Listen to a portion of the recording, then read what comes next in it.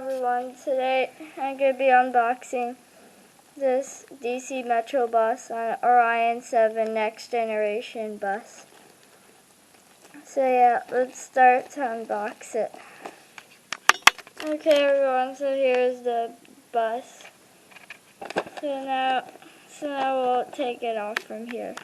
Okay guys, so I unboxed it. So here's our Orion 7 Next Generation bus. So here's the front of it.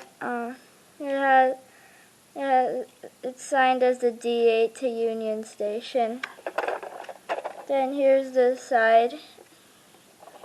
The DC Metro bus, how they did the bus is cool. So yeah, you can open them. You can also open the back door. Here's the top of it. Bus 7014. So yeah, now let's look at the back of it. So yeah, the back is the D8. They made it just like the MTA one, but this time it looks cooler because of the red and stuff.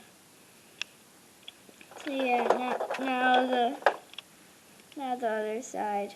Now let's look at the bottom and the top. So yeah, I hope you enjoyed this video. Make sure to like, comment, subscribe. Bye.